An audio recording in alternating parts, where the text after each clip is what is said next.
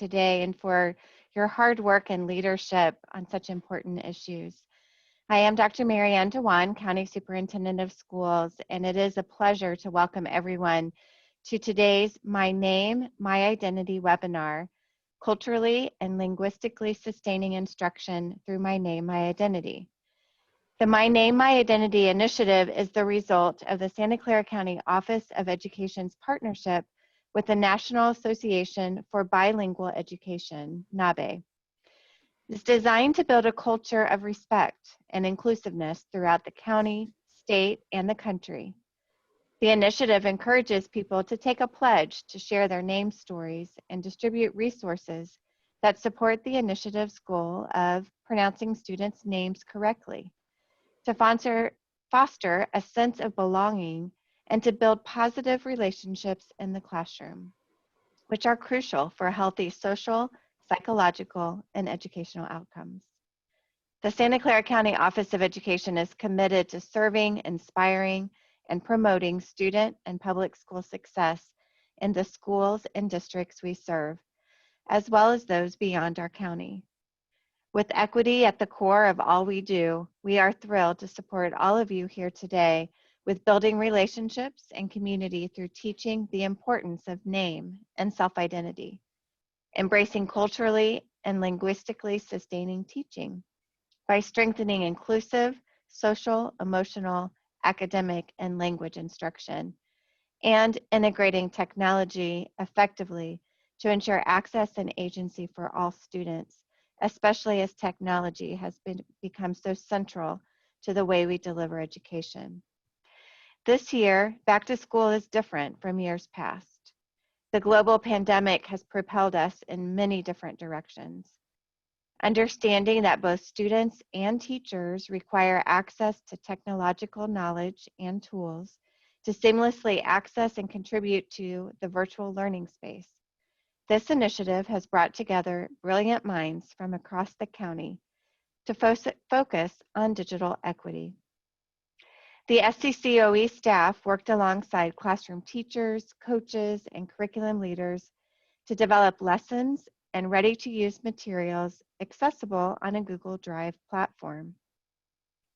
Teachers in grades K-12 can access the resources to teach the importance of name and self-identity, while simultaneously building relationships with their students and community. It is with great pride we are able to support this work, knowing that these resources are for all students, including English learners and students in other marginalized groups. But that's not all. Our county's teachers have spoken. They have voiced their need for support on how to effectively deliver distance learning or hybrid instruction using tech tools. In response, the SCCOE has developed an online course that includes the integration of both content, pedagogy, and technology. We encourage teachers to enroll in this free online course and receive professional learning that will support instruction for the first several weeks of school with a module called Self-Identity, Maximizing My Potential. Before I close and leave you to your learning experience, I wish to take a moment to thank the team of contributing authors of Culturally and Linguistically Sustaining Instruction Through My Name, My Identity, many of whom are panelists during today's webinar. Their profound commitment and unyielding passion for serving students will have an immeasurable impact for years to come. I also want to thank you for your interest in this webinar and for taking the time to attend. I look forward to hearing about your experiences and the experiences of your students. Now I would like to introduce NABE's Executive Director, Dr. Santiago Wood, who will offer a pre-recorded greeting and welcome to today's webinar. Have a great session.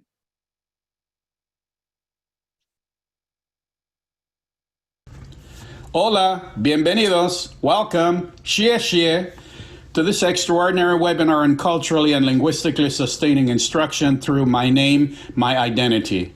NABE is proud and honored to be a co-sponsor along with the Santa Clara County Office of Education, under the leadership of Dr. Marianne Dewan and our former NABE president, Dr. Yi Wan, the original creator of this empowerment campaign for our students, parents, teachers, and the community back in 2016.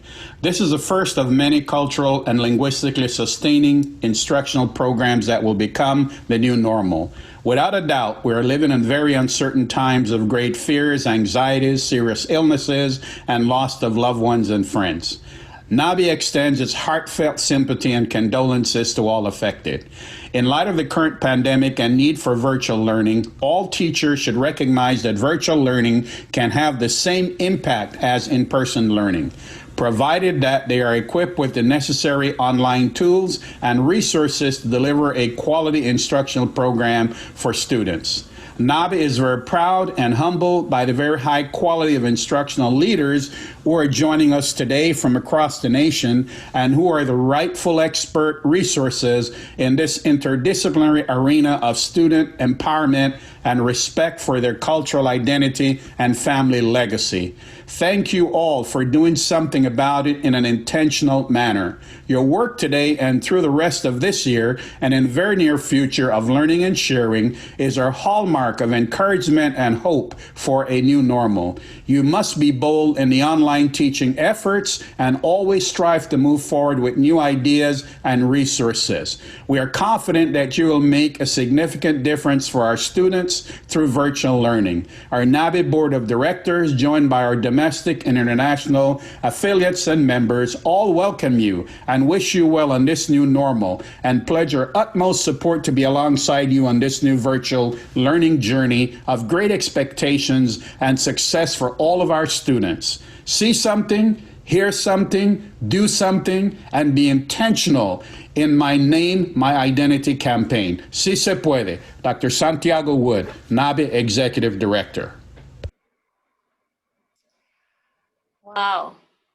The project team would like to express our sincere gratitude for NABE's ongoing partnership in leadership. NABE is the voice for advocating and serving bilingual, multilingual students, families, and educators. Thank you, Dr. Wood, for bringing your greetings from NABE. During today's webinar, the panelists will cover 4 topics that would be of a strong interest for teachers who will be teaching in a virtual or hybrid learning environment. First, the research-based instructional framework for the lesson design. Second, unpack sample lessons by sharing several lesson activities. Third, some tips for implementing the lessons in distance learning. And last, features of the online course. We will conclude our webinar by answering some questions from you. Please feel free to submit your questions during this webinar. Next. I would like to begin by sharing my most heartfelt thank you to this dedicated team of professionals who strongly believe in the importance of name and self-identity. We are strongly committed to sharing best practices with other educators so that they will have the resources to deliver high quality and meaningful instruction to our students. Under the strong leadership of Superintendent Dewan, Dr. Anisha Munshi, Assistant Superintendent of Professional Learning and Instructional Support Division, this phenomenal project team includes Dr. Ivania Soto as the lead writer. Contributing writers include classroom teachers, coaches, and specialists. Next. Other roles include content advisors, technology advisors, graphic designers, research and evaluation, and editors. You can see their names on the slide. This afternoon, we have several panel members of the project team here to address the 4 topics I just mentioned. Dr. Ivania Soto, the lead writer on this project and a professor at Whittier College. Dr. Ma Bernadette Andreas Salgarino, mathematics coordinator at the Santa Clara County Office of Education. Jenna Picata, academic technologist at the Santa Clara County Office of Education. Denise Williams, Chief Program Officer at the Silicon Valley Education Foundation. And Katie Wyatt, literacy coach in the Oak Grove School District. Thank you again for serving on this panel. Now, Ivania is going to introduce the research-based instructional framework for the lesson design. Good afternoon, and I had the great pleasure, as Yi suggested, to be the lead writer on this project, along with a lot of talented, dedicated teachers around culturally responsive and sustaining pedagogies. Next slide, please. The research base that undergirds this work started with our theory of improvement, which was that if we implement culturally and linguistically sustaining pedagogy in learning environments, students will develop a sense of belonging and agency in their learning, which will result in greater student engagement. And you'll see these elements throughout the modules, throughout each of the lessons. The sense of belonging, that we're asking students to take ownership and action in their own learning, and that they are engaged as a result of it. Next slide, please. As we started this work and through professional development with the teacher writers, we decided that we wanted to start this work by developing our own working definition of culturally and linguistically sustaining pedagogy. We studied the work of Django Paris and the founding mothers of culturally and linguistically responsive teaching, Geneva Gay, Gloria Ladson-Billings, and we decided that this is what our working definition was as a group. Culturally and linguistically sustaining pedagogy cultivates linguistic, literate, and cultural pluralism through transforming the design of instructional pedagogy to eradicate deficit-based practices on each student's racial, cultural, and linguistic identities. Instead, these modules create an assets and strength-based approach to disrupting the predictability of success or failure that currently correlates with any social or cultural factors. And we invite you to think about your own definitions of culturally and linguistically sustaining pedagogy as you begin to implement this work. Next slide, please. One of the major research bases that undergirded our work were the 8 competencies for culturally responsive teaching, which were developed by New American. And New American, what they did is they brought together extensive research on culturally relevant, responsive, and sustaining pedagogies in order to develop these 8 competencies for educators. The competencies in red are the ones that are more deeply embedded within each of the lessons, but you will also see the other 5 represented throughout. So all 8 you'll see throughout the entire project. Competency 1 is all about reflecting on one's cultural lens. And we thought it was so important for teachers to take a look at themselves, how they identify, and in all ways that they identify, so that then they can take their students, right, to those levels as well. Competency 2 moves from self into systems and finding ways to redress bias, disrupting harmful policies. Competency 3 is about drawing on students' culture so that they see themselves in the curriculum. They're validated through the textbooks that are used and the scaffolding that is implemented in the classroom setting. Competency 4 is about bringing real-world issues into the classroom. We encourage students to use their new knowledge of themselves and their contexts and their communities to become agents of change and to take action in their communities. Competency 5 is about having and holding high expectations and keeping the rigor, but providing scaffolding support. And you'll see that through the language support that we've embedded, the linguistic support via the ELD standards. Competency 6 addresses promoting respect for student differences, engaging across difference and bridging differences. Competency 7 is about bringing the family and community into the classroom. And then finally, competency 8 is helping our students communicate in linguistically and culturally responsive ways so that we're honoring the home language and language variations and building upon that, viewing it as an asset. Next slide, please. Connected to the 8 competencies of culturally responsive teaching are the global competencies developed by the Asia Society and the CCSSO. And you'll see some overlap between this work and this research base and the 8 competencies for culturally responsive teaching. The first global competency that we'd like students to acquire is that they would investigate the world beyond their immediate environments, right? And move it out into the global community. We'd like students to recognize perspectives other than their own. And in that way, it's connected to competency 6 from the culturally responsive teaching research that I just presented, where students are engaging across differences. The third global competency is communicating ideas effectively with diverse audiences, and in this way, bridging geographic, linguistic, and ideological barriers, viewing them instead as bridges, which brings us back to competency 6 from the culturally responsive research. And then finally, we're asking students to take action to improve conditions around them in their communities and in their contexts so that they can become global players in the world.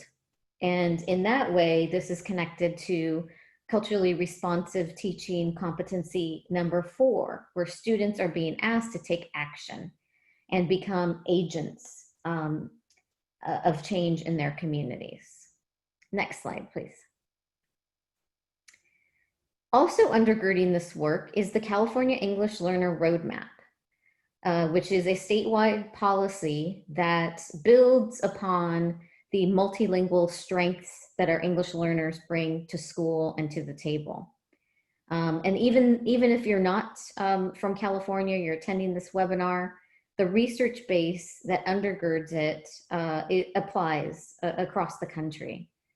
And we're really intentional about integrating the first 2 principles from the EL Learner Roadmap: assets-oriented, needs-responsive schools within these lessons and modules, ensuring that we view our English learners from an asset base, their primary languages from an asset base, and their cultures from an asset base. And then intellectual quality of instruction and meaningful access. Again, going back to the 8 competencies for culturally responsive teaching, that we would take a look at competency 5, modeling high expectations for all students, keeping the rigor, and you'll see grade level content lessons that are scaffolded using the English language development standards. Next slide, please. These are the 4 lesson design components. You'll see each of these 4 elements integrated within each of the lessons. Again, grade level standards-based content standards, and the ELD standards will be the language scaffold and support within each lesson. We utilize the social emotional wheel to develop an opening activity for each lesson based on social emotional learning best practices, so that we understand the context that you all are teaching in and that we're all living in, and that, right, at this point in time, we need Maslow before Bloom, right? And we need to really address students' social emotional needs as well. Culturally sustaining competencies, I went over the 8, and I highlighted the 3 that we have really deeply integrated into each lesson. And then lastly, linguistically sustaining support. so that our English learners and our students who need linguistic support have that explicit language addressed in each lesson specifically. Next slide, please. This is the lesson module instructional framework. You'll see each of these 4 steps within each lesson. At first, we have the launch segment, which is where we evoke students' curiosities, we motivate them, and we inspire them to enter into each lesson. We then invite them to explore, and they explore from a choice, a menu choice. And so they get to select how they would like to engage in their learning around culture, self-identity. They then are asked to take action, and we want them to apply their learning so that they become agents again of change in their contexts and communities. And then finally, we ask them to reflect on their learning, but also how what they've learned will inform their future actions. Next slide, please. And we have the color-coded boxes in the middle are the themes, the 4 themes that we have addressed throughout the entire project. You'll notice underneath we have the 4 steps to the lesson, the launch, the explore, the take action, and the reflect. The first theme is all about self-identity. Again, the importance of having students understand themselves and know themselves deeply and in all ways before moving out into theme 2, me and my community, right? And so moving what they've learned about themselves into their communities and understanding their communities and those differences. And then theme 3, working together, making sure that our students, as they are working with their communities, they know how to work with each other and collaborate. And then finally, that students are reflecting on their own learning so that they are impacting their communities and their local contexts. And then the last piece is, for this segment, is just that even though we're calling these lessons, and you'll see the themes again, self-identity, me and my community working together and reflecting on my learning, there are typically several lessons that can be applied and implemented. There are about 30 to 45 minutes per session. So within lesson 1, even though we're saying there's 1 lesson, there might be 3 to 4 days worth of activities there that can be implemented. And you can see the kind of the allocation of time and days for each. For lesson 2, it's about 2 to 3 days. Lesson 3 is 3 to 4 days, and then lesson 4, 4 to 5 days. And again, you can, as the teacher, you make the instructional decision as to, I'd like to try this activity and this here, or I'd like to try all of them. And so I'd like to hand over the baton to my colleagues, Katie Wyatt and Denise Williams, who will be unpacking sample lessons from grades 3 to 5. All right, thank you, Vanya. Good afternoon, everyone. My name is Denise Williams, and I'm very happy to be a part of this great work.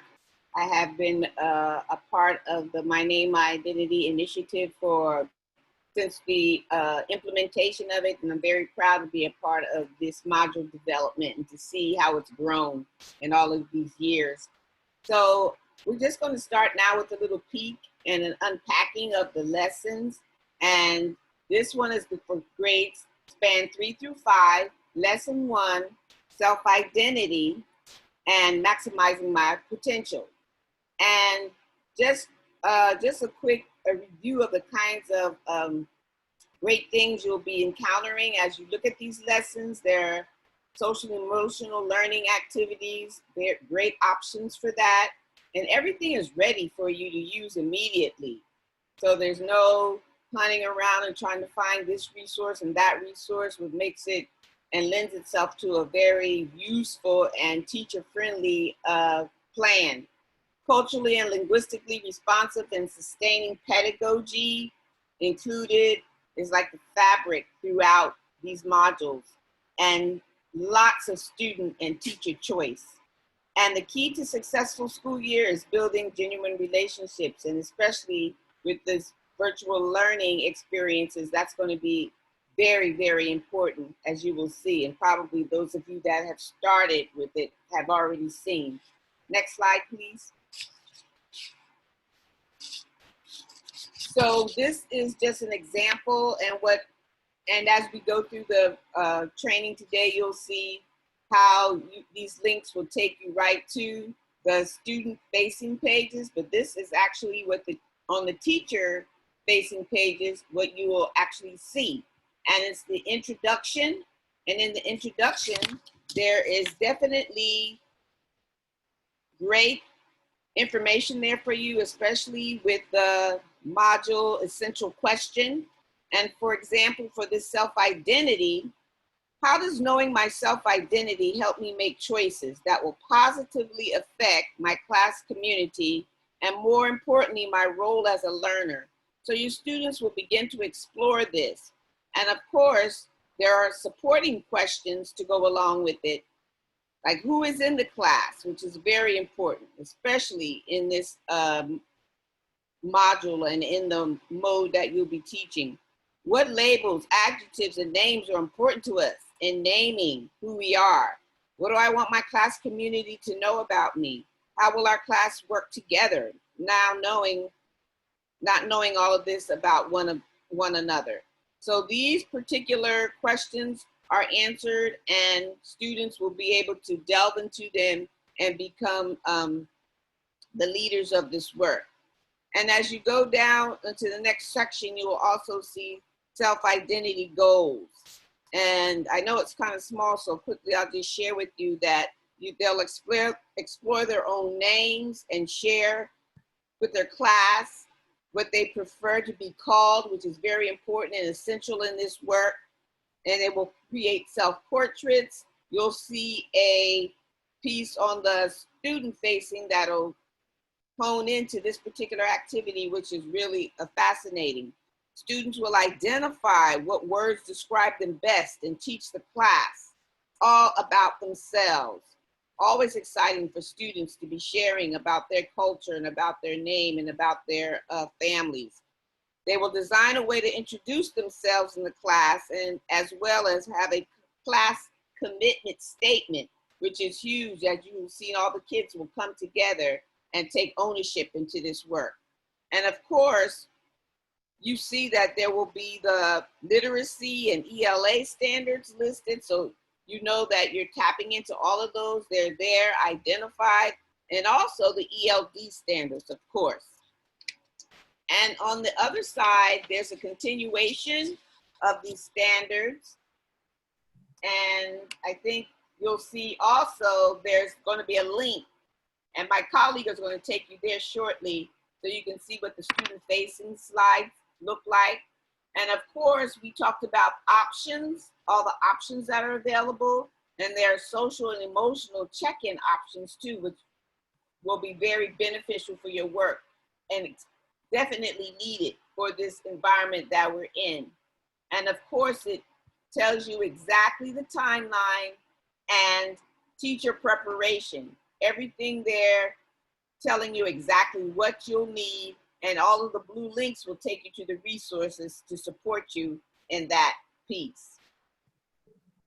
And I think my colleague Katie is going to be taking us into the actual lesson. All right, thank you, Denise. That's right, my name is Katie Wyatt, and I had the amazing opportunity to help collaborate with designing this project, as well as helping with the writing of the lessons. I focused on the 3 through 5 with Denise and one other colleague. And we are gonna go through parts of what would happen from the student-facing side. We are imagining that we are still in the first part of the self-identity portion of the lessons. So the very first thing that the teacher will walk the students through is what we thought was going to be on the tops of everybody's mind right now in this moment. We're trying to meet the moment for everyone of here we are in this strange virtual world trying to build relationships, because we all know that genuine relationships is what we need in order to have success with our students and families. So how do we do that virtually? This is what we designed for you. The very first thing would be, what do we call you, right? How do we know even what to say when we're speaking to you or of you? So the very first activity that the kids will be walked through is just around their name. And it gives plenty of models for the teacher to show the students. The very first activity is that the teacher gives them 5 minutes on a timer to simply list out every single name that the kids are ever called in all of the spaces and places of their life. So for me, that would sound something like Wyatt, Kay, Coach, Mommy, Mrs. Wyatt. I would list as many as I could possibly think of. When the timer goes off, then you guide the students through, okay, I'd like you to look at these and highlight all of the ones that you love being called, that give you that happy feeling when somebody says that to you. You feel, oh, this person really loves me. They really know me. I can really connect with them. Then I want you, after they do that, then they're gonna highlight or cross out or circle, whatever, different way. I want you to note the ones that you really don't like being called, right? Like my first name, Kathleen. I don't even know who she is. She like shows up on the first day of a job and then she disappears again. I don't like that name. So I would cross that one out. I don't want people calling me that, but that's what always shows up on every official piece of paper. So I need to be taught how I can correct anybody that wants to go and call me Kathleen. So then at the end, the students will have opportunity in multiple ways that they can choose to share with the classroom, with their new community, what their name is that they want to be called and how to pronounce it properly. And then there's a lot of different games as options for the teachers to lead the students through in practicing each other's names and getting to know not only what they are, but how to properly pronounce them. There's also multiple sentence frames for helping the students practice when someone mispronounces or forgets their name, how to politely bring them back to the proper one. Okay. Next slide, please. The next part of our activities go in deeper into identity. So now that we know how to call each other and what each other's names are, we need to understand a bit about who we are, because I know in every space I show up in, there's always like 50 other Katies in the room. So which Katie? I don't necessarily want you describing me in certain ways, so let me give you the ways that I might want you to describe me. So this is the activity that I'm actually going to ask you all to participate in real quick. Due to our short time together, it's not going to be the way that it would be with your students, but if you have anywhere to type real quick or write down somewhere, I'm going to give you 1 minute. Just think about all of the adjectives or maybe even labels that you want to be described as. So for me, ones that might come up are female. I connect with that word. One that comes up is coach. I connect with that word as well. One that comes up is first generation American. I connect with that. So go ahead and take 1 minute, just jot down as much as you can think of right now.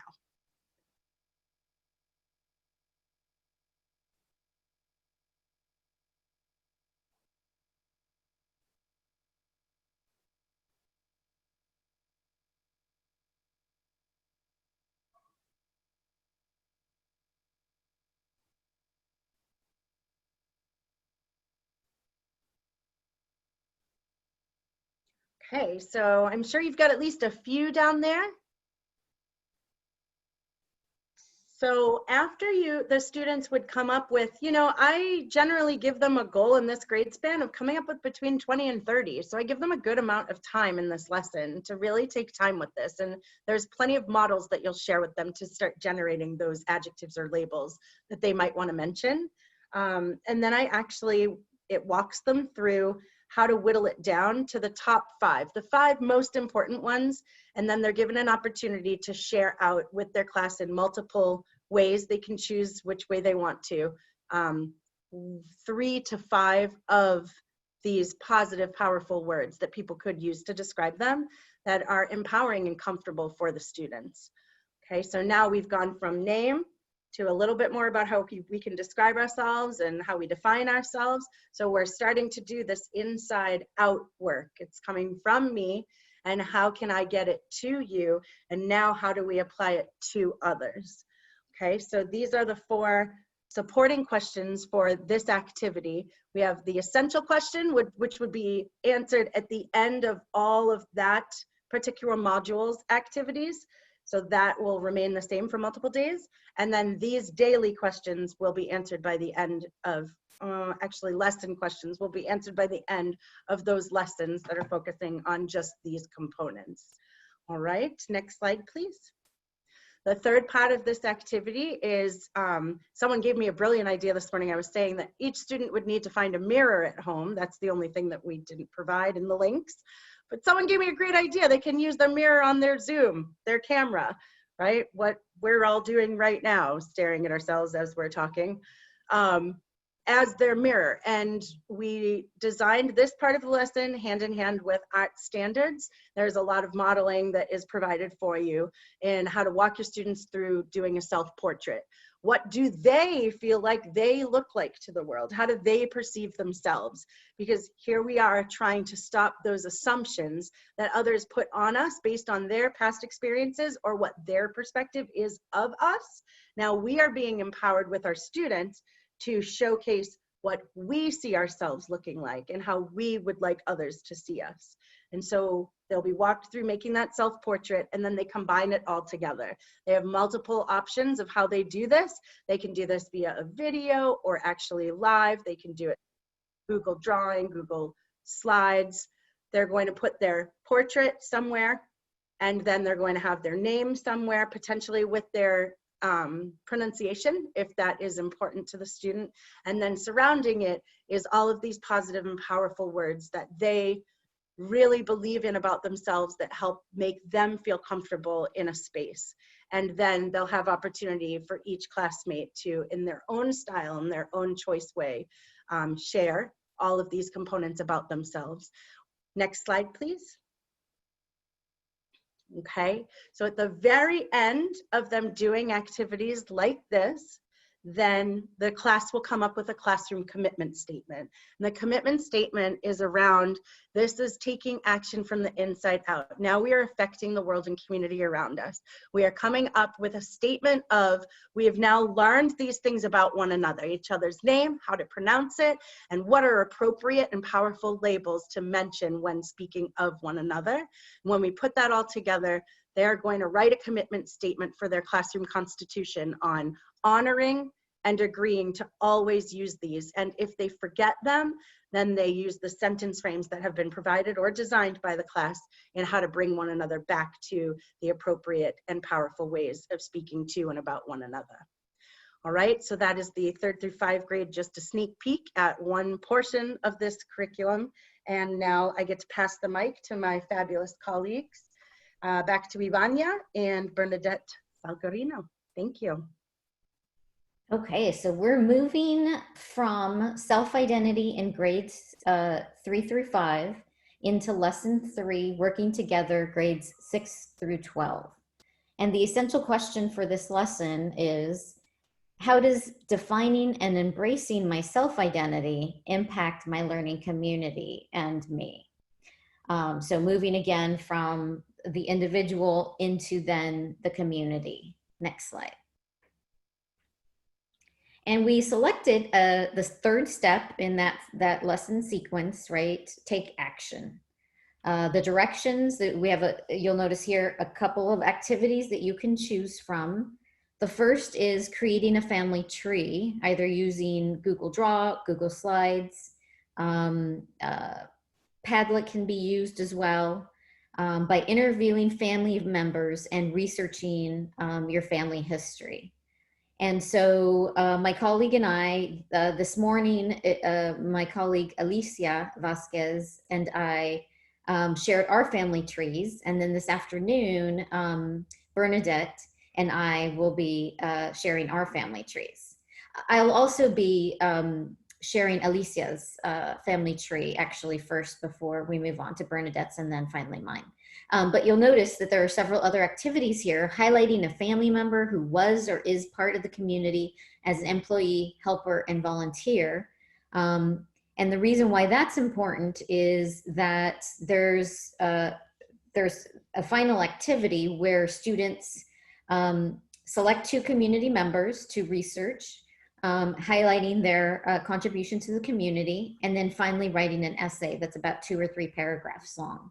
So the time that is spent interviewing family members to do this work, moving from spoken to written language, becomes a scaffold for the writing piece, which we know writing can be the most cognitively and linguistically demanding of the 4 domains of language for our students. And so with that, if we can move to the next slide, which is my colleague from this morning, Alicia Vasquez's family tree. And the reason why we want to share her family tree is that some of our students will be coming from non-traditional homes, right? So this can be a sensitive topic that we want to be aware of, that we want to be sensitive to. So students who are coming from blended families or foster homes, or perhaps their parents are divorced. In this case, Alicia's mother unfortunately passed away when at birth, I believe, when she was very young. And so she has, you'll see, so she listed that and included that on the left-hand side, her mother Dolores. And then she included her stepmother on the right-hand side, Josefina. And so it's important, and we've actually included this template. You'll see that Alicia, Bernadette, and I have actually completed the family tree in very different ways, and that's okay. And so we've included a template that you can have your students kind of play around with according to, right, their family design and their family unit. So students can define family as anybody who is closest to them, right? It could be friends. It could be, right, however they choose to define family. If we could go to, actually advance 2 more slides to Bernadette's, yes. Oh no, that's right. No, we had switched, sorry, to Bernadette's slide, and my colleague is gonna share her family tree. Thank you so much, Ivania. So we were given the template to create our family tree, and as what Ivania has mentioned, I did mine in a different way as well. So this is my family tree. I am the eldest in a brood of 5. I have 3 brothers and 1 sister. And I think it's also very, very beautiful that I'm sharing this family tree because I'm the only one here in the US. I came to the US in 2002. I left my 3 kids in the Philippines and they came and joined me in 2006, so 4 years after. And as you can see in the picture, they are now grown up. The only person who was born here is the youngest. I'm also sharing we call her Mama or Nanay Benedicta, and my Tatay Joseph, and my maternal grandparents, Anunciacion, we call her Lola, who's now deceased. My Lolo, his name is Gregorio Bautista, but we call him Lolo Guyu. And my paternal grandparents are Eufrasia Lucas and Benito Andres, and we call them also Lola Eufrasia and Lolo Benito. And so this is my family tree, and I include there some important pictures that remind me of the family where I lived and the new family that I have now. And it's just a powerful way to be a mirror for those who have the same or similar journey that I have, and a window for others to know me more. Thank you, Bernadette. That was a beautiful description. In my case, I'm of Costa Rican descent, so I chose to put together my family tree. You'll notice I'm at the top, and it was actually, that's the way the template originally came to us. And so, but you can move it around. You'll notice that Bernadette, presented it slightly different. And then Alicia's was also, that's the beauty of this activity. So upper right-hand corner is the Costa Rican flag. I have my mother's, my maternal family structure on the left side, and then my paternal family structure on the right-hand side. My mother actually immigrated from Costa Rica when she was 9, and my father when he was 21. They were childhood sweethearts, and they kept in touch. My mother would go home every summer, go back to Costa Rica every summer, and they would reconnect because they lived in the same communities. And then eventually they got married, and my father moved to the United States. So you'll notice underneath my mother's name is Blanca Stella Artavia, and underneath her is Magdalena, and we used to call my grandmother Nena Vargas, and she is my maternal grandmother. I'll show you how we're going to define maternal, paternal, make sure that students know those terms as well. My maternal grandfather was Miguel Artavia, and you'll see him. Oh, my grandmother is the woman in front of the Pan American airplane there. My grandfather is the man in the middle there. And then my maternal. And then on the right-hand side, you see Cledy Ramos, who was my paternal grandmother, and Rodrigo Soto, my paternal grandfather.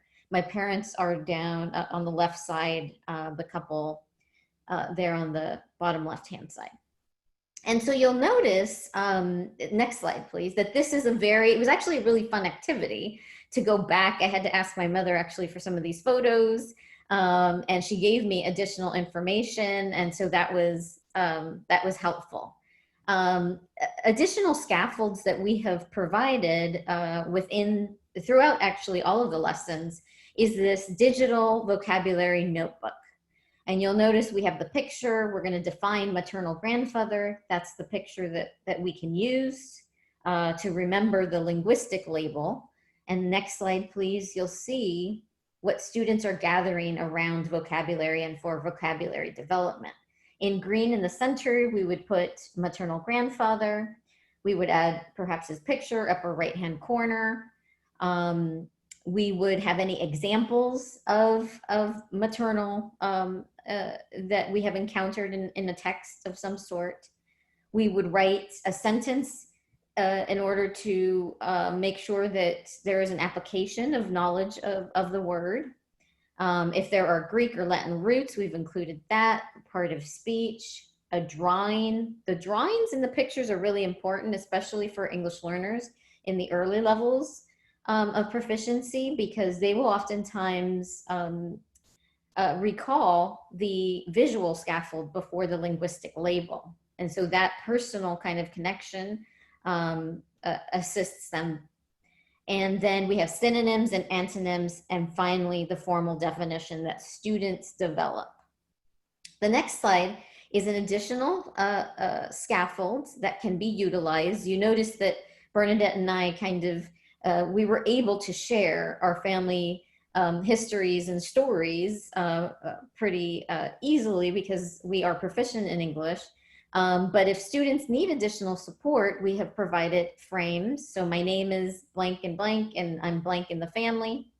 My maternal grandparents' names are, and right, they would fill that in. My paternal grandparents' names, my parents' names are. And then this final frame is important because we're moving from this interview that would have happened between two students into a longer writing piece about how this family member was or is a part of the community. In my case, my mother was a preschool teacher, and so I would have perhaps written about her because one of my family members, worked within the community. And the next slide is, it's a paragraph sentence frame. So again, we're moving from spoken to written language. We're having students kind of culminate this activity by writing a longer piece where they highlight a family member who was or is part of the community as an employee, helper, or volunteer. And there's a paragraph frame here if students need that level of support. We can also, if students are a little more proficient, we can pull back on some of these frames, maybe just, have a few of the frames. But we've included, right, lots of support here in case our students are at the emerging level. And next, I believe this is our Q&A period that Yi is going to help us to facilitate if we've had any questions up to this point. Great, thank you. So right now, this is the time that we would like to invite everyone. If you have any questions for the panelists at this point, or any comments that you would like to share. So we would invite you for the next 2 minutes to submit your questions through the chat or the Q&A feature of the Zoom webinar.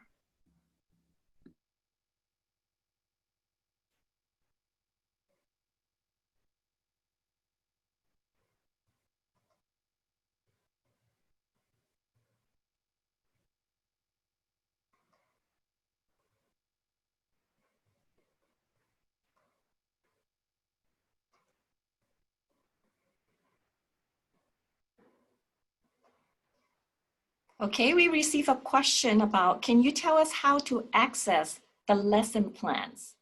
So all the lesson resources, including the lesson plan and the Google slide decks, they are inside the online course.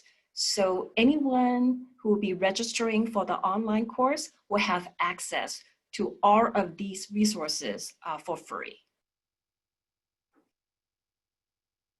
And also, after this webinar, we will send an email to all of the registered participants to let you know, to provide you the link that you can access the recorded webinar, as well as the link for you to enroll in the online course as well. And then we also have a question. The vocabulary journal is amazing. Could we use it in other subjects like social studies? Ivania, would you like to answer this question? Yes. Are we learning more about this? No, yeah, no, it's, yeah, it would definitely be, it could be integrated definitely with SEAL's beginning units and with the way that they approach vocabulary development as well. Okay, great, thank you. Let me see if we have any other additional questions. So how long does a module last? So each module has 4 lessons. Lesson 1 is self-identity. Lesson 2, me and my community. Lesson 3, working together. Lesson 4, reflecting on my own learning. So the design of the lessons are extremely, extremely flexible. There are many activities for teachers to choose. So then within your classroom, you can select the activities that we have included in each of those lesson plans. So you can determine which one that you would like to teach your students. So each lesson, it could range from 2 days to a week. And some of the lesson, even one lesson, can last more than a week. So it's very, very flexible for you to customize the lessons in meeting the needs of your students.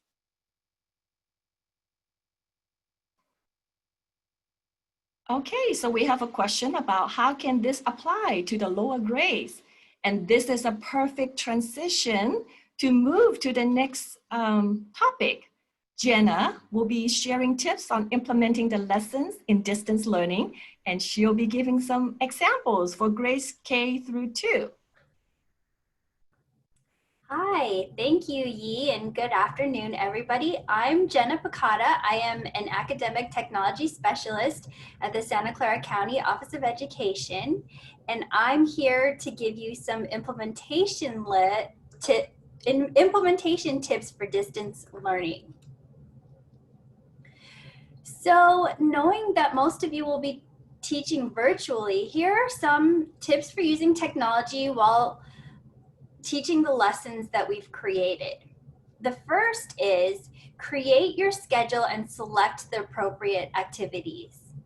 It is highly recommended that with any of these grade level resources, you take the PowerPoint or Google slide deck and make a copy of your own that you can use with your students. As you saw earlier, all of these lessons have student and teacher choice embedded. Copying the slide decks will give you the flexibility to pick and choose the activities that you really want to cover and delete the ones that you want to skip. Next, determine how you will share students' journals or assignments with other students, and integrate EdTech tools in your district learning management system or your own repertoire. We understand that every district has their own set of technology tools that are acceptable for teacher and student use. That is the reason that you will find different technology options suggested throughout any of the K-12 lessons. Work within your LMS and choose the technology tools that you are most comfortable using. Sharing student resources. Here are some examples of resources that you will want to share with students. For grade spans 3 through 5 and 6 through 12, there are digital journals that help guide students through their work. And as mentioned earlier, there's also a student template for a digital vocabulary notebook. And I know someone asked the question, can we use this in other content areas? And yes, you absolutely can. And for grades K through 2, there are options for printing out student templates and examples with some templates for how to digitally share assignments through tools like Flipgrid and Seesaw. And linked on this slide is an example of something that a teacher might want to print out. So these are all the reflection questions that come at the end of each lesson. This one is reflection questions and it has lines for handwriting, but we've also put together some reflection questions with sentence frames that students can fill in.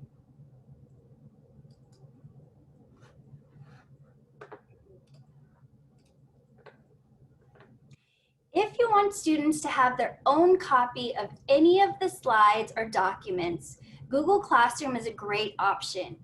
When creating an assignment, simply choose the resource from your Google Drive, then make sure you make a copy for each student, as shown here. If you don't use Google Classroom, that's okay. Just make sure that you show students how to make their own copy of any document that you share with them. So I'm going to use this one for example. So this is my digital vocabulary notebook. If you share the link to the slide presentation with them, all you have to do is show them how to go to File, make a copy of the entire presentation, and then you can teach them how to put their name on it and then find it in their Google Drive. And then they'll have their own copy that they can edit for their own use.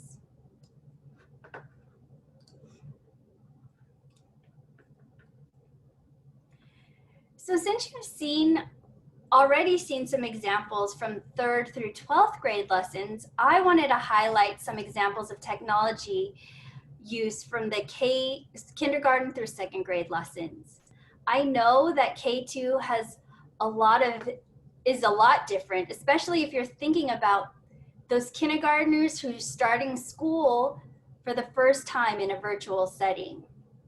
I taught 1st grade for the first 7 years of my career, and although I've never taught kindergarten, I did put a lot of thought into how to give lots of different options for these younger students.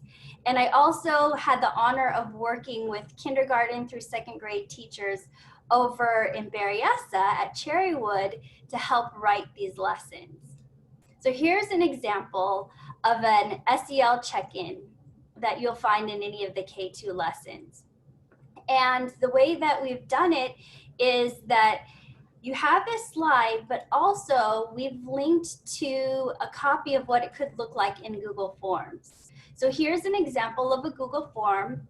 The teacher would give the link to students. They can fill in their name and simply click on the emotion that they're feeling that day and then submit it.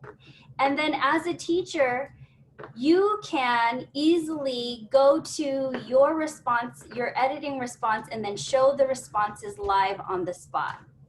So you'll find resources like that linked to the slides.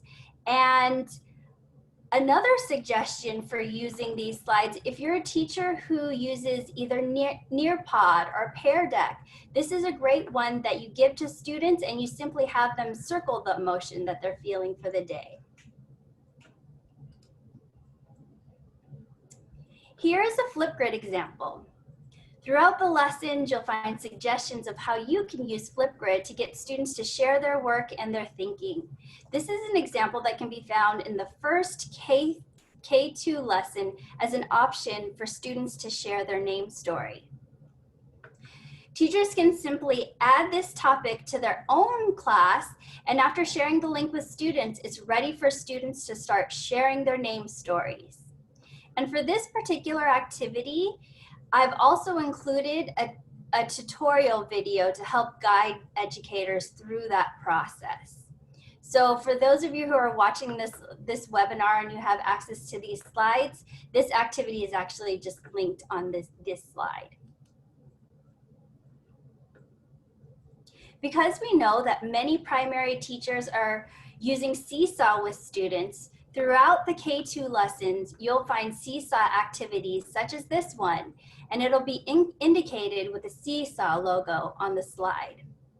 The Seesaw Activity Library is one of my favorite reasons to use this free technology tool. Teachers can copy over any of the activities throughout the series into their own activity library and customize them with their own directions and examples. And just like in the Flipgrid slide that I just showed you, on this slide, I've also included some tutorial videos for how to do that.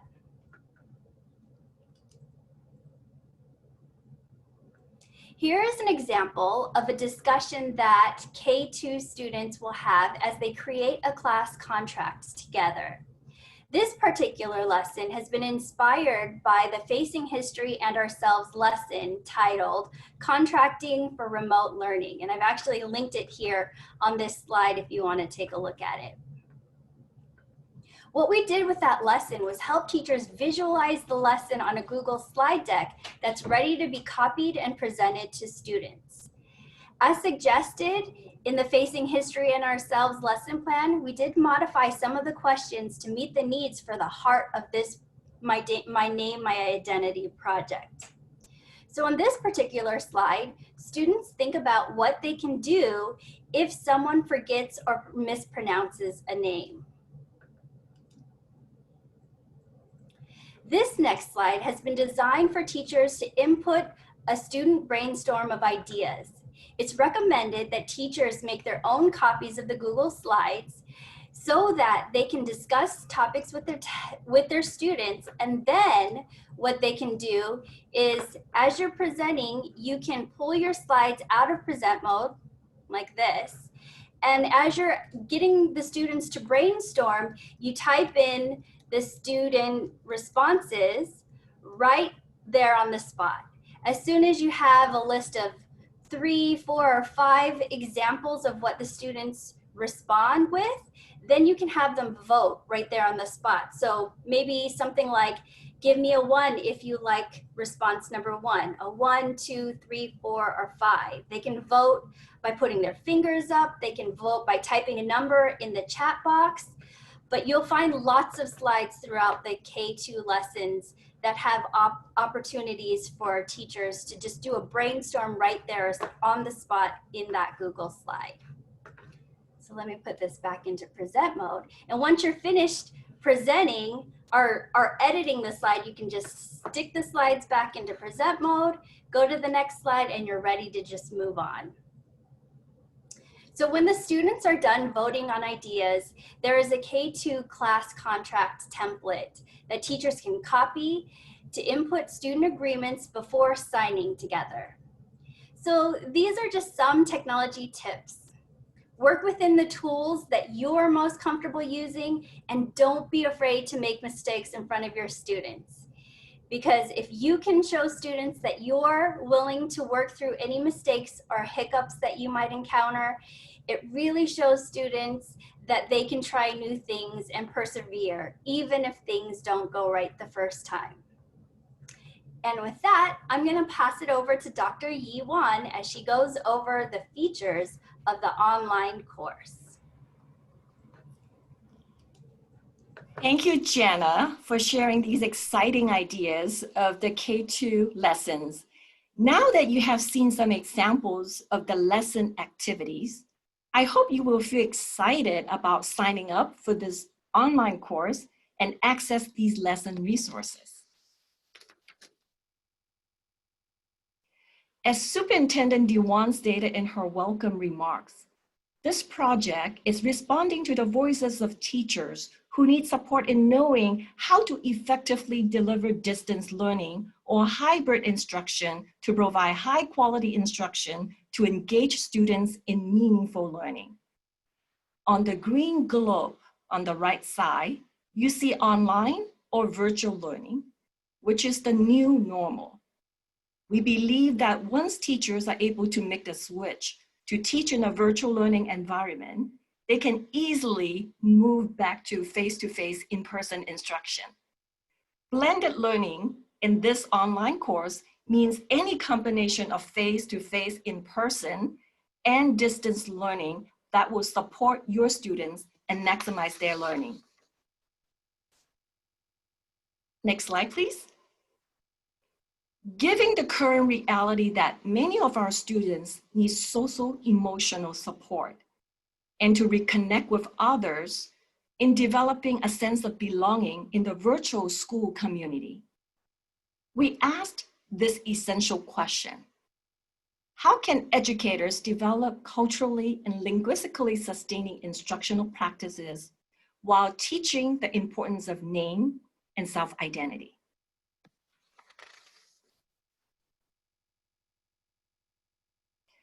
The design of the online course addresses content pedagogy as well as technological knowledge. Module 1, reflecting on my cultural lens. In this module, course participants will be introduced to the important concepts about name and identity. Understand their importance and how to support students more comprehensively as they develop their identities. Module 2, developing culturally and linguistically sustaining pedagogy. You will be introduced to the competencies for culturally responsive teaching and the California English Learner Roadmap. You will also be introduced to the lesson plans that have been previewed in this webinar. As you better understand the competencies and the instructional framework, you'll be better positioned to be responsive to the needs of your students. Next. Module 3, Introduction to Blended Learning. Course participants will be introduced to the basic blended learning concepts, best practices to facilitate blended learning approach, and the role of the teacher. You will be better understand how to prepare students for a successful blended learning experience, emphasizing expectation settings and creating environment for student success.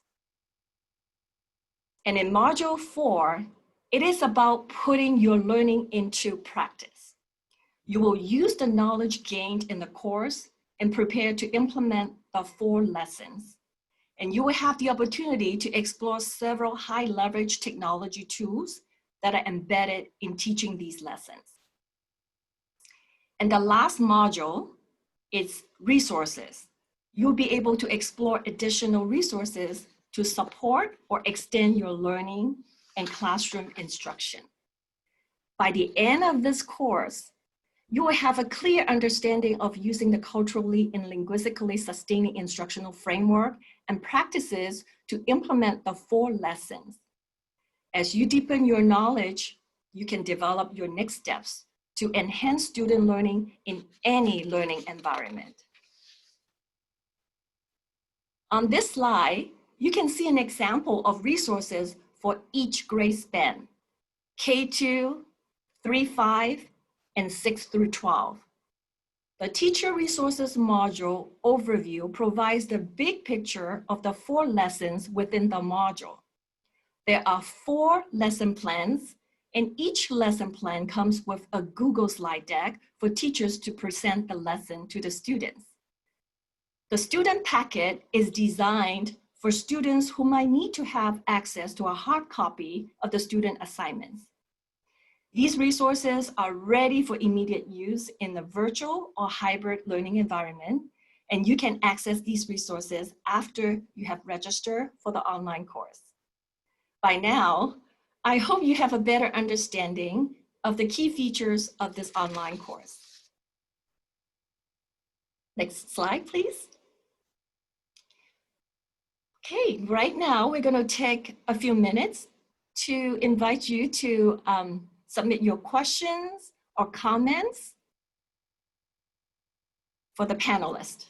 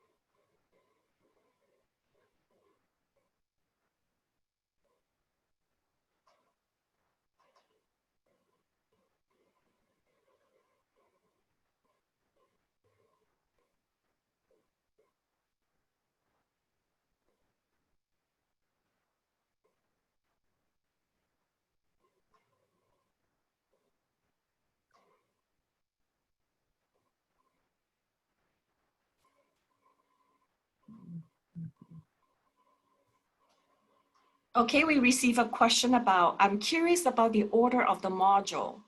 When students need module 3 first in the order to successfully engage in the module 1 and 2. So in the module, we start with students knowing who they are. So it's understanding their self-identity. And then moving to understanding themselves and their relationship to their learning community. Then from there, it's about working together with each other and extending it to reflecting on my own learning. So I'm going to also invite other panelists to respond to the question about the order of the lessons. It looks like the question was also, don't they need the tech skills first? So maybe Jenna, can you address that one?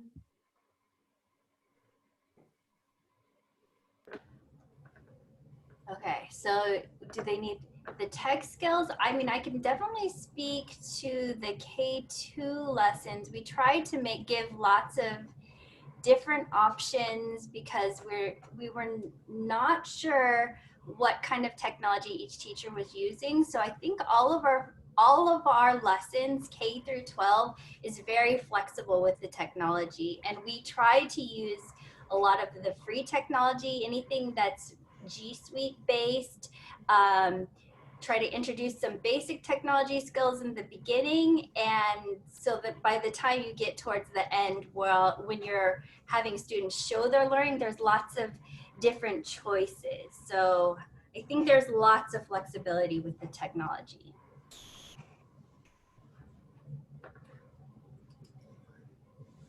And I also want to point out that in the online course, in module 4, there are mini tutorial lessons that introduce the high leverage technology tools. So then teachers can have access to them, and you can actually show those mini tutorials to your students as well to help your students to develop those tech skills so then they could engage in the lesson.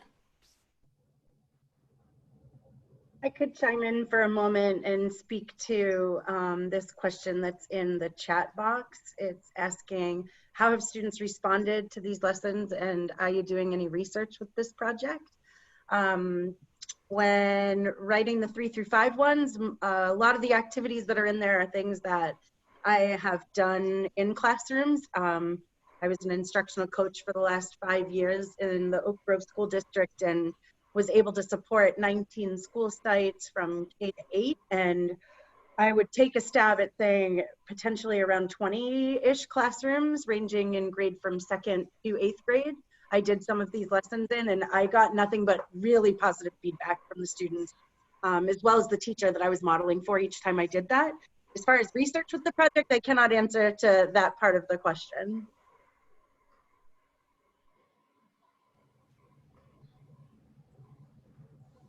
Do you have the kind of the research and evaluation? Yes, so the research piece is that we have the pre-assessment. So it's an optional activity. When teachers enroll in this course, we have a pre-assessment for you to complete, and it's definitely anonymous. Then after you enroll in this course and teach the materials and the lessons in your course, then the participants will complete a post survey. So it is our hope to see that if teachers who enroll in the course and actually implement those practices, whether you feel more confident in delivering culturally and linguistically sustaining instructional practices in your classroom, and also in the use of technology as well. Then we also have created a survey for the students as well. So for the students in grades 3 through 12, once they experience the lesson, teachers will have the opportunity to administer the survey to your students. Definitely this is optional. So if you are interested in doing so, the Santa Clara County Office of Education will be able to collect the data and learn about students' responses to these lessons and their experience to see if it's really helping them to develop a sense of identity and agency and a sense of belonging in their own learning. So this is with our intent that we would love to collect as much data as possible, especially for the practitioners. If you try out any new ideas and student work that you would like to share with us, you can definitely share those information with us via the online course platform, because that will help us to be able to share the ideas and the practices with the larger community. Can I chime in as well? This is Bernadette, and I love the question about the order of the lessons as to where to start. And we had a great conversation about that as well.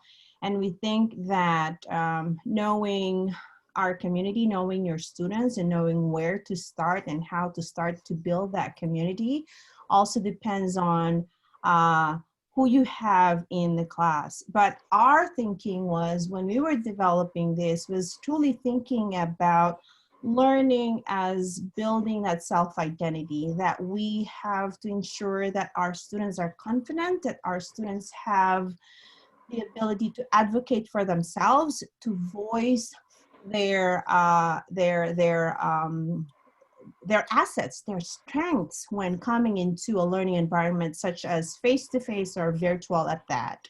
We also thought that learning as doing. And so in that doing module, in which we then will be an opportunity to work with a partner, work with a peer, and knowing who are the members in that community is a journey into building that relationship in that particular learning environment. Learning as belonging. So now we have built and hopefully have those norms to further strengthen that community. Now then help us to look back to then learning as becoming. So now I have empowered myself, I have empowered my community to now ready to move on to the next steps. So it was really a good conversation when we were having that, to then say, where can we start? How can we start? And again, it's really is helpful that we have these as well to try to understand the framework that we were thinking when we were developing all these lessons.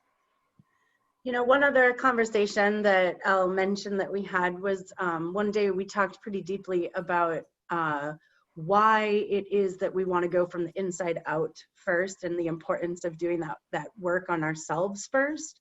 I don't think that I would have been able to understand exactly how important it is to pronounce my students' names exactly properly, that they're comfortable with and know exactly what name they wanted to go by, if I hadn't really taken that time to self-examine and think about those moments when people call me Kathleen. Then I could tap into that idea. Oh yeah, that makes me feel awkward because I never go by that. And then I can apply that experience to, now I understand why this is really important for me to do for others.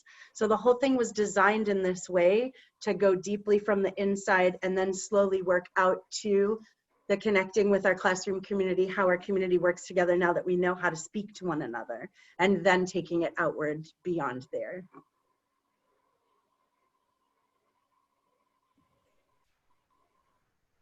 Thank you, Katie. I think this is also one of the main reasons that we developed the online course, because we feel that we just cannot hand over the lessons and say, teach these without any context, right? So therefore, as you engage in the lessons, especially, in the online course, especially module 1 and module 2, then we are actually self-reflecting on ourselves and our practices, and really think about how we connect, our own beliefs, our own identity into teaching our students in a culturally and linguistically responsive way.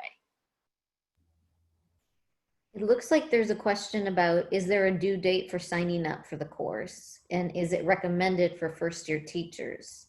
I can take the second. So I think it would be perfect for first-year teachers. In that it's right, a lot of the work has been done, a lot of the scaffolding, the selection of standards, the language support has been provided and embedded. There's also the social emotional learning piece, right, that's so important right now, that has also that has been done. And so it provides a nice actually framework for developing additional lessons in the future, right? So that the work doesn't just stop here. And then can you address Yes. first? Yeah. So there is, in terms of signing up for the course, it's open enrollment. There is no time limit.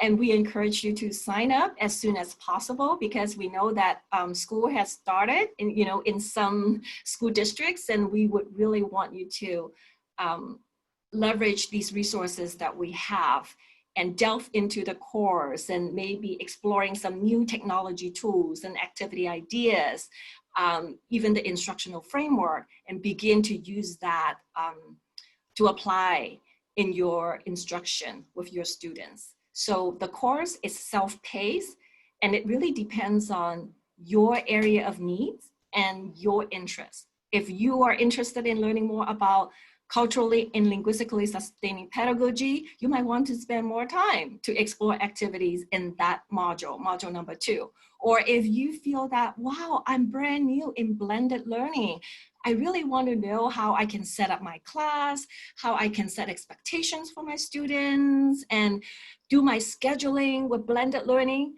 that is module 3 in the online course. And then if you said that, wow, these tech tools look amazing, I want to really make it more, and my instruction more engaging with my students, then you can go to module 4 and go deeper into exploring the different technology tools that we are embedded in the lessons. And we want to ensure everyone that when we build the Google slide deck, for the student-facing Google slide deck, we build it in the basics. So all the teachers can access the Google Slides and to collaborate and to engage students into like typing the information into the slides. And teachers, we highly encourage you to integrate and embellish whatever that's in your toolkit, right, toolbox, and in your repertoire into these lessons, and also make adaptation in your context as well.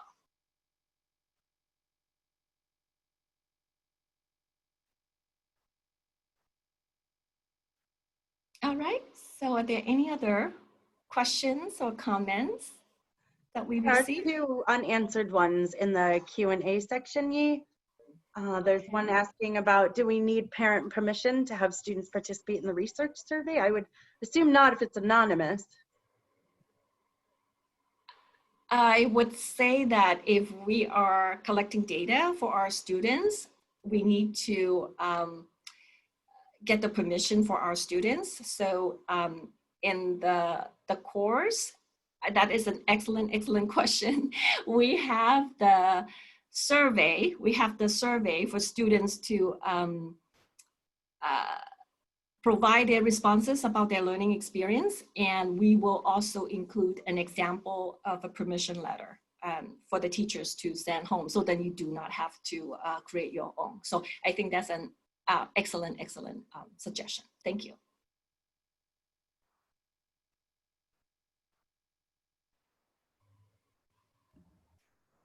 Do you see the last one there, Yi? Yeah. The last one is about Breaking down students' names phonetically. I think Jenna had a tech tool for that.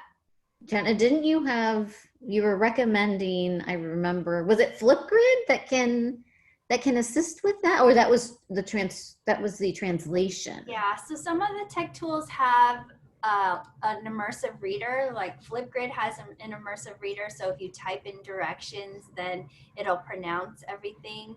I don't know if was that addressed in any of the lessons that any of you have built? No. Great I've done it suggestion. with students, or just trying to break down my name phonetically so people can, but yeah. But it's a good suggestion. Maybe it's something we can, add. Yeah, and maybe that's just something that you come up together with your class. I know in the K2 lesson, that's something that gets addressed when we're coming up with a class contract. So, some protocols so that students know what to do if they can't pronounce. It's okay if you don't pronounce a name right every single time, and here's how we can help. right. Students can really think about ways of how they can help others to pronounce their names. I know that in one of the books that we included in our list is Teach Me Your Name. So then the author actually give examples of how our students can teach others about how to pronounce their own names. Great. Have we addressed all the questions that came into the Q&A? Yes. Great, wonderful. Thank you so much. All right, now we can move to the next slide. So many of you have already asked, how can you sign up for the course? So here is the link that you can sign up for the course, and the course will go live actually tomorrow, Friday, August the 14th at 12:01 a.m. So we encourage you to register for the course and also share this information with your colleagues. Next slide, please. Once again, thank you for attending today's webinar. We know that you joined this webinar because you care deeply about your students. We wish you success in pivoting to the new normal, distance learning. We hope that this online course and the lesson resources will be a springboard to your success. I would like to thank Dr. Santiago Wood and NABE for this strong partnership with the Santa Clara County Office of Education and for hosting this webinar.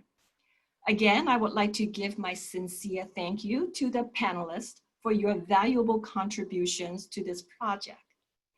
And lastly, thank you everyone for joining.